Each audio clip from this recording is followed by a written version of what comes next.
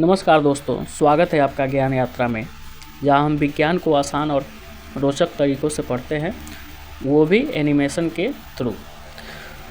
तो चलिए हम लोग इस वीडियो में जानेंगे रासायनिक अभिक्रियाओं के प्रकार, यानी रासायनिक अभिक्रियाओं कितने प्रकार है। तो चलिए हम लोग स्टार्ट करते हैं अपना टॉपिक रासायनिक अभिक्रियाओं के प्रकार को।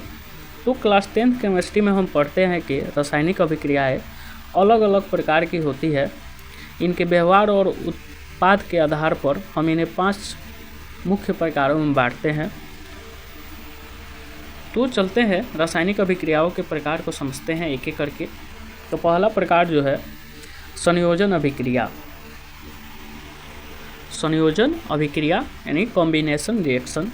क्या होता है ये कॉम्बिनेशन रिएक्शन यानी संयोजन अभिक्रिया? तो जब दो या दो से अधिक पदार्थ मिलकर एक नया पदार्थ बनाते हैं तो उसे संयोजन अभिक्रिया कहते हैं। जैसे कैल्शियम ऑक्साइड जब जल से अभिक्रिया करता है तो वो कैल्शियम हाइड्रोक्साइड में बदलता है, यानी CaO + H2O गिव्स CaOH का होल ट्वाइस। ठीक है, यानी दो या दो से अधिक पदार्थ जब मिलकर एक पदार्थ का निर्माण करता है, याद रखिएगा, तो उसको हम लोग संयोजन अभिक्रिया कहते हैं। अब इसका दूसरा प्रकार हम लोग समझते हैं अपघटन अभिक्रिया। अपघटन यानी वियोजन अभिक्रिया। देखिए, वियोजन अभिक्रिया यानी अपघटन अभिक्रिया क्या होता है? तो जब कोई यौगिक एक से अधिक पदार्थों में टूट जाता है तो उसे अपघटन अभिक्रिया कहते हैं। जब कोई यौगिक एक से अधिक पदार्थों में टूट जाता है तो उसे अपघटन अभिक्रिया कहते हैं। जैसे PbNO3 का होल ट्वाइस ये टूट गया PbO + NO2 + O2। तो यानी एक यौगिक यहाँ पे 3 नए यौगिक के साथ टूटा है। तो इस अभिक्रिया को हम लोग क्या कहेंगे? इस अभिक्रिया को हम लोग कौन सा अभिक्रिया कहेंगे? अपघटन अभिक्रिया कहेंगे। ठीक है, तो यानी PbNO3 का होल ट्वाइस जो है इसको गर्म किया जाएगा तब PbO + NO2 + ऑक्सीजन का निर्माण करेगा। ठीक है, तो ये था वियोजन अभिक्रिया यानी अपघटन अभिक्रिया।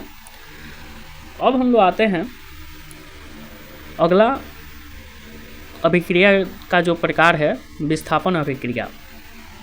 तो विस्थापन अभिक्रिया क्या होता है इसको हम लोग समझते हैं। तो कहता है कि जब कोई अधिक क्रियाशील तत्व किसी यौगिक में कम क्रियाशील तत्वों को विस्थापित कर देता है तो उसे विस्थापन अभिक्रिया कहा जाता है। ठीक है, यानी अधिक क्रियाशील जो तत्व होता है वो कम क्रियाशील तत्वों को उसके स्थान से उस यौगिक से हटा देता है और खुद उसके स्थान पर चल जाता है, तो उसको हम लोग क्या कहते हैं? विस्थापन अभिक्रिया। एक ही बार विस्थापित हुआ है तो इसको हम लोग विस्थापन अभिक्रिया या एकल विस्थापन अभिक्रिया कहते हैं। जैसे Fe + CuSO4 gives FeSO4 + Cu। यहाँ पे हम लोग देखेंगे कि Fe जो है Cu को हटा दिया है, यानी इसको विस्थापित कर दिया है, उसके स्थान पे जाके FeSO4 बना लिया है। आप लोगों को पिछले क्लास में बताए हैं कि इसके कारण क्या होता है? रंग परिवर्तन होता है।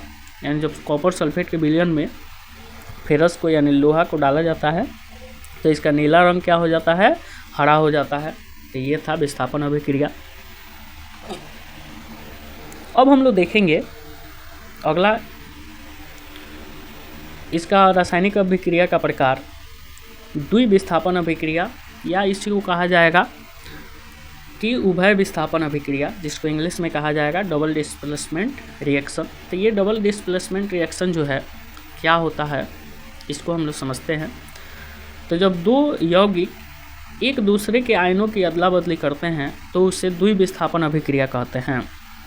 ठीक है, जब दो यौगिक एक दूसरे के आयनों की अदला बदली करते हैं, यानी इसका आयन दूसरे के पास चल जाएगा और पहला का आयन दूसरे के पास चल जाएगा और दूसरे का पहला के पास। ठीक है, जैसे Na2SO4 + BaCl2 जब अभिक्रिया करेगा तो Na2 की जगह पे Ba चलाएगा तो बनाएगा BaSO4 + Ba की जगह पे Na आ जाएगा तो ये हो जाएगा NaCl।